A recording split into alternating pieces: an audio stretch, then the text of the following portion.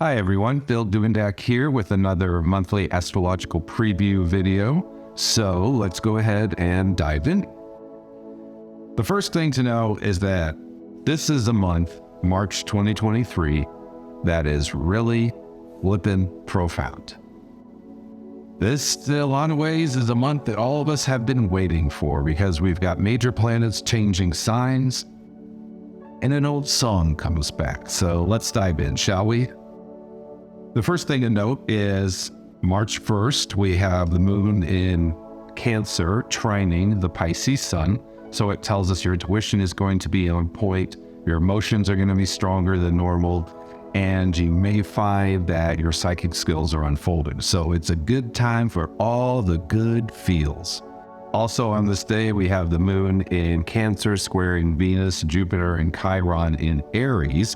So you may find that as much as you want the emotionally feel-good side of things, that's not quite the way it plays out, as you may be conflicted between feeling good and feeling comfortable versus starting new cycles of development and the wounds and the limits that we all have. So it may be a lot of internal kind of conflict here. Now the moon in Cancer also opposes Pluto in Capricorn. So with the Capricorn and the Aries, it tells us it's all about transformation and moving forward. But that moon in Cancer says, but that's outside of my comfort zone. That sucks. I don't want to do that. So finding a way to move ahead, yet at the same time honoring what it takes to make you feel comfortable. And finding that balance between the two is a major theme for the beginning of March. Also on that day, we have Mars in Gemini squaring Neptune in Pisces. So make sure you're paying attention to things. Make sure that your head's not in the clouds and that you take care of yourself in conversation and also when you're out and about doing things. If you're distracted by daydreams, you may find that it comes back to bite you in the ass. On the 2nd, we've got Mercury conjunct Saturn in Aquarius at 29 degrees. Now, 29 degrees is a critical degree in astrology, meaning that these are major cycles that are coming to a close. So right now, on the 2nd, you may find that these major cycles that are coming to a close have to do with your interaction with groups, your ability to communicate clearly, and people seeing you in a different light. So if you were the employee, they might see you as the manager. If everybody's life is chaotic, but yours is steady state, they might see you as the leader. So there's a lot of group and friend interaction here that may come to the surface on the 2nd. Now later in that day, Mercury moves into Pisces. So you may find that the 2nd itself is very much like a mini Mercury retrograde, but the good news is it's short-lived. On the 3rd, we have the moon in Leo opposing Pluto in Capricorn. So you might find your temper is shorter than normal. You might find that you've got a lot of energy, but you don't know how to put it forth into the world. And you might find that you are torn between doing what is best for you versus what you should do to get along with society and the greater world at large. On the 4th, we have Moon in Leo trining Jupiter, Venus, and Chiron in Aries. So it's a good time for new projects, especially those that have to do with your willpower and starting off new cycles of development. You may also find that in contrast to a couple days previously, that now is a good time to move ahead rather than feeling a lot of inner conflict. So that inner conflict that starts on the 1st, it more or less dissipates by the full moon on the 7th. On the 5th, we have the moon in Leo opposing Saturn in Aquarius. So you might find that you are torn between doing what's best for you versus what is responsible and mature in a group setting or a group context. But now we get to the 7th, and this is big. The 7th is the full moon in Virgo and Pisces. So first of all, we've got the full moon energy in the air, and this full moon is torn between being grounded in the physical daily life that we live in versus losing yourself in a delusion of creativity or your imagination. But the big thing on the 7th or the 8th, depending on where you live in the world, is the fact that Saturn is moving into Pisces. Saturn is going to be in Pisces for quite a long time. So this planet, Saturn, changing signs is not something that happens a lot. So this is piece number one. Saturn in Aquarius, which it has been for quite some time, was all about things working out well in the social context, karma, lessons, limitations, foundations, stability, deferred gratification, all in the sense of universal oneness. But now that Saturn moves into Pisces, it's a real different vibe. Pisces is known as one of the most psychic signs in the zodiac. It's also the one that's most associated with spirituality. And Saturn is the planet of karma. So one way to interpret this is that now, while Saturn is in Pisces for quite a while still to come, that there's spiritual lessons that come up. There's emotional lessons that come up. The way that I've been looking at it, and I wrote about it in my Evoke online magazine article that's going to be coming out soon, is the fact that if you've really been plugging away spiritually, now is the time where that gains traction.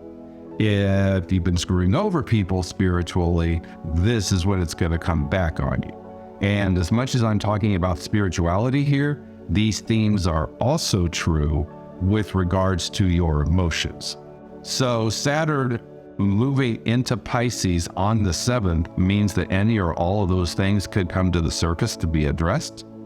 But also going forward for many months into the future, we're going to be dealing with a lot of this what goes around comes around theme, or what goes around really goes around theme. On the 8th, we have Venus in Aries sextiling Mars in Gemini, so it's a good time to spend with friends. It's a good time to indulge your creativity. It's a good time to let your inner child out and have some fun. Just remember, don't let your inner child make adult decisions. On the 9th, we have the Moon in Libra opposing Jupiter in Chiron in Aries. So you might be torn between doing what seems fair and in your best interest versus moving ahead. You see, this is the theme we talked about in the last video. With all of this activity in Aries, it's about moving ahead into new cycles of development. But how we do it and what we have to confront within ourselves to do it are the major themes, and that gets highlighted on the 9th, the 10th, the 11th. With the 9th itself, we've got the Moon in Libra opposing Jupiter and Chiron in Aries. Then on the 10th, we've got the Moon in Libra opposing Venus in Aries and trining Mars in Gemini and squaring Pluto. And all of that is a fancy way of saying that your love life might be on the rocks or strained or tenuous right now with the Moon opposing Venus. But the fact that the Moon is trining Mars tells us it's a good time to reach out to people for help in those romantic relationships. Now, the fact that the Moon in Libra is squaring Pluto tells us you might see what needs to be done. You might see the right way that things need to go forward, but it's a challenge to transform within the self. The 11th has the Moon in Scorpio opposing the North Node in Taurus, so we see these lunar oppositions carry on for 3 or 4 days, and when the Moon opposes the North Node of the Moon, it tells us that you may see where you need to grow spiritually, but it just doesn't feel good. It doesn't feel right. Well, the answer, of course, is to transform anyway. I mean, that's the way it is. But on that same day, the Moon in Scorpio is trining Saturn in Pisces. So it's a good time to get back to your spirituality. It's a good time to get back to your soul's growth. Even though it may be uncomfortable, no growth happens within your own comfort zone. On the 12th, we have that same Moon in Scorpio, but now it's trining Mercury, the Sun, and Neptune in Pisces. So it's a good time to indulge in emotional satisfaction. It's a good time to embrace all the feel-good vibes of the day. It's a good time to work on your spirituality, specifically your psychic skills and your occult skills. And on this same day, the Moon is back to squaring Pluto again. So we can see that that transformation, and a rough transformation at that, is still a theme which has been going on at this point from the 9th. So the 9th through the 12th is going to be a time when your emotions say no, and Pluto says, oh yes, if you're serious about things, now it's time to transform. On the 13th, the moon in Sagittarius is squaring Saturn in Pisces.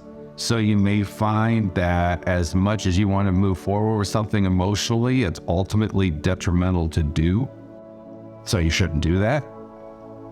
I mean, I don't know about you, but I don't let my emotions dictate things. My emotions have a large say in things, but they do not dictate things.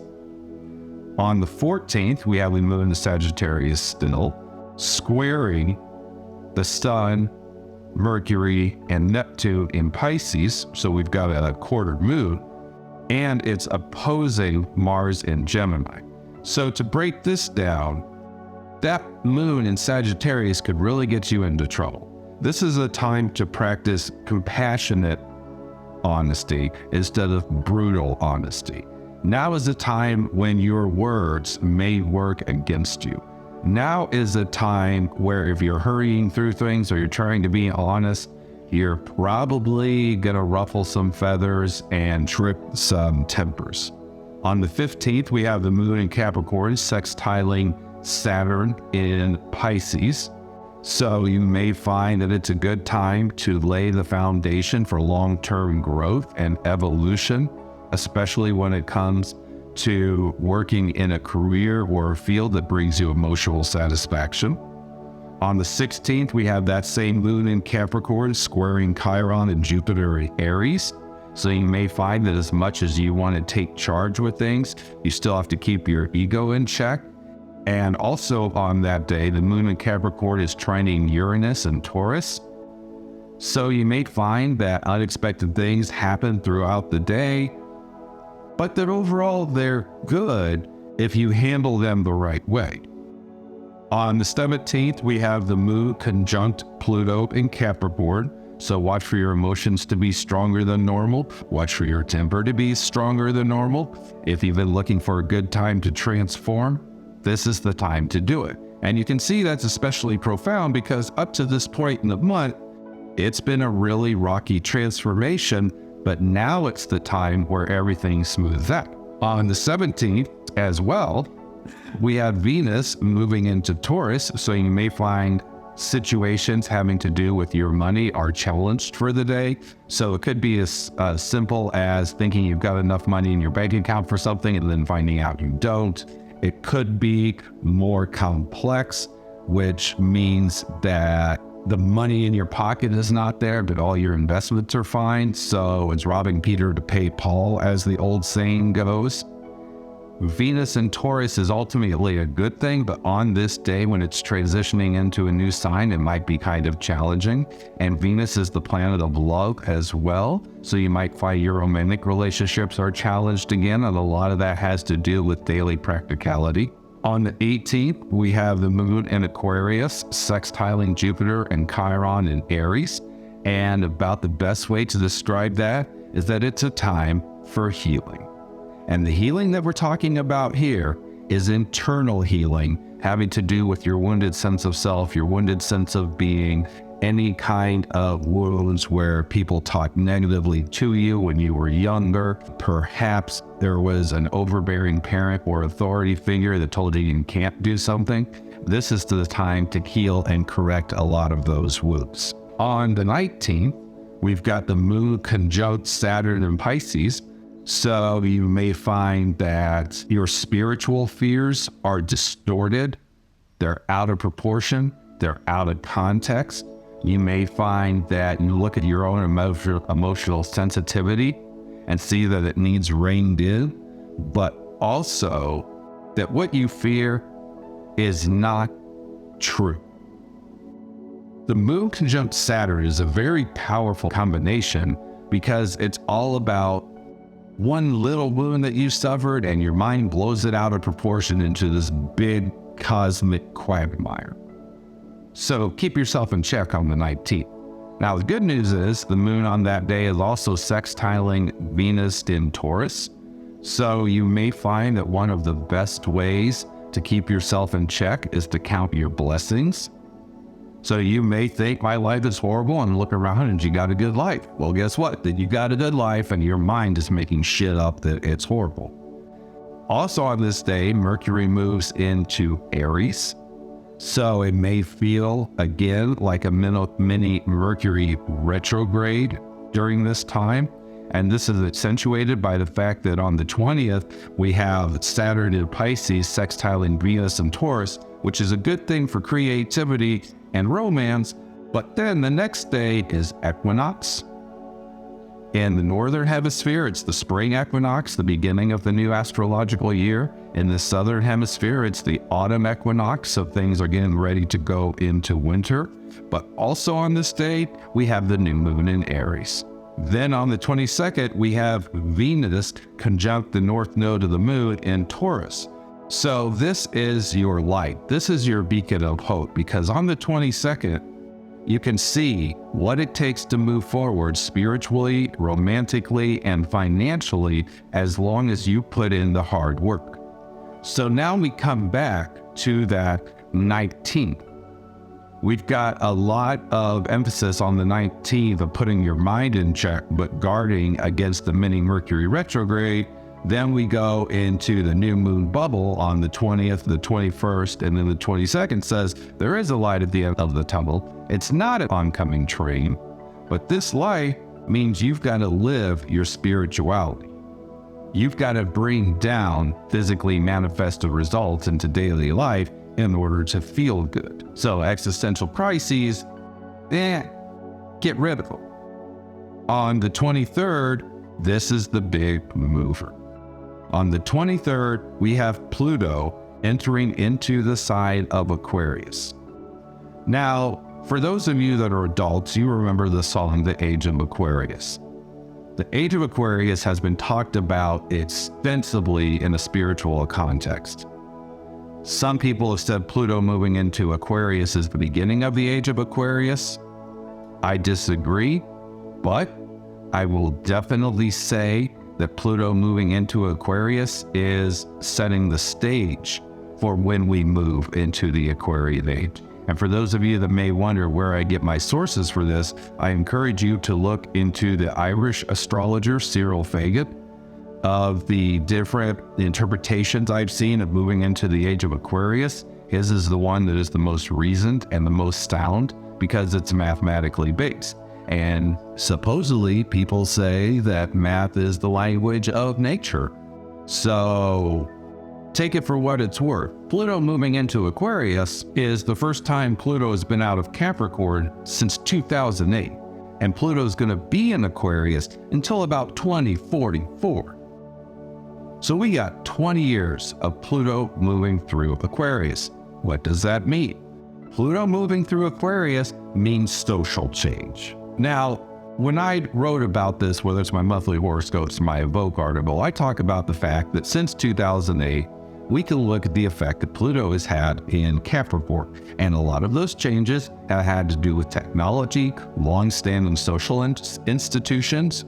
Remember, in 2008 was the Occupy Wall Street movement. And if we look at 2008 until now, we see that corporations and major pillars of society have undergone extensive, deep changes. Everything from the Occupy Wall Street movement not going away to now people can work at home remotely. So that's an example of Pluto moving through Capricorn is changing those institutions, and those institutions changing because the people are demanding better. Now that Pluto moves into Aquarius, it's about social change. What do I mean with social change? Well, society accepting people. We'll start with that. You could say that this would cover racism. Perhaps this is the time when all the racist police that are out there get put in check by their cohorts who are silent. And remember, silence equals complacency. So they're supporting their wayward brethren. That's one example. Another example is the acceptance of non-monogamous or non-traditional relationships. Another example of this is changes in Congress or the governing body of your nation, whatever that might be. Another issue, at least here in the United States, to watch for is the transgender acceptance into society. So you can see, and I crack a joke about this in the Evoke article, you can see that in some ways, some people will say, well, all of this is advancing the liberal agenda. And maybe it's time we fucking grew up. But here's the kicker. You could think that, and that's probably the trajectory for a lot of Pluto in Aquarius. But we know, you and I, that when something transforms, that transformation does not exactly look like what you wanted it to look like. So yes, these themes may come up to be transformed, but they're probably not going to play out in an extreme fashion the way everybody wants it to play out. On one level, everyone's going to be happy with the transformation. On the other level, no one's going to be happy with the transformation, because the transformation is not going to play out the way it looks like. These are the themes we can expect for the next 20 years. And yes, this does set the stage for the age of Aquarius, even though it's still a few centuries away. This is a huge step forward. Now, Pluto moves into Aquarius, but it retrogrades back into Capricorn, and it goes back and forth between Capricorn and Aquarius for the rest of the year. So you can see that there's still going to be a lot of turbulence this year that has to do with Pluto and social changes wherever you might be on the planet. But things don't really settle into a new rhythm or a new routine until next year. So now Saturn moving into Pisces and Pluto moving into Aquarius makes it clear why this year is so profound. Pluto changed signs. That's flipping huge. March 2023 is a line in the sand between what has come before versus what's coming up in the future. On the 24th, we have the moon in Taurus conjunct Venus in Taurus and the north node of the moon in Taurus, making the 24th a perfect day to listen to your intuition, to see how to spiritually grow, and to grow in the ways of love, and to grow in the ways of money. What unlocks that for everyone is practical application of spiritual truths. It continues the theme of laying a foundation for spiritual growth. Now, on the 29th, we've got the moon in Cancer squaring Chiron and Jupiter in Aries. So you may find that now you want to retreat into your cave, but now is not a good time to do it. The 30th has the moon in Cancer squaring Mercury and Jupiter. That'd be scary. Mercury in Aries and trining Neptune in Pisces. So it's a good time to continue spiritual and religious themes. And finally, on the 31st, we have the moon in Leo trining the sun in Aries. So what this means is that March ends on a very positive, uplifting note with a lot of energy available to you to embrace these new incoming energies of Saturn in Pisces and Pluto in Aquarius. So you can see, wow, there's a lot going on this month. Yes, there is. A lot of it has to do with emotions. A lot of it has to do with new cycles of development. And a lot of it has to do with a changing society. So for those of you that have been looking around at the world and saying, I don't like the way society's headed, well, guess what? It don't matter what you think, to quote The Rock from the 90s. Society's changing. You think it's been a lot of change now? Wait till Pluto gets moving in Aquarius. It's going to change radically. And I, for one, welcome our Plutonian overlords, because these changes are necessary. No matter what direction we go with them, stagnation equals death. So there will be a lot of upheaval over the next 20 years in the social scene. Are you ready? If you want to be ready, definitely periodically come back to this video, but the prep work is now. Thank you to Adam Knox and the Cult of You for this opportunity to put this out there. Monthly horoscopes are on the website, 418ascendant.com. There's new stuff coming out on the YouTube channel, so make sure you go there, check out a video, click like and describe, or subscribe, describe. Comments are welcome. And until we chat again, may we all receive blessings of good health, prosperity, and success as we move forward in the next month of our lives as we inch closer to the age of Aquarius. Thank you.